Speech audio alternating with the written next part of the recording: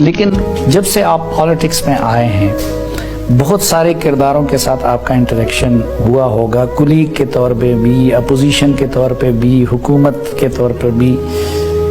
ان میں آپ نے سب سے بیسٹ کس سیاستدان کو آپ نے پایا یا کس پولیٹیشین نے آپ کو زیادہ انسپائر کیا؟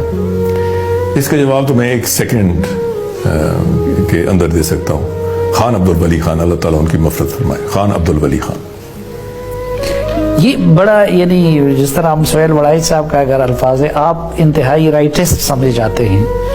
ولی خان صاحب لیفٹسٹ ہے، یعنی میں خود بھی ان کو بڑا ہائی ریٹ کرتا ہوں، لیکن آپ نے ایک اپنے نظریاتی لحاظ سے بالکل اپوزٹ سائیڈ کے لیڈر کا نام لے لیا. اس کی کیا وجہ ہے؟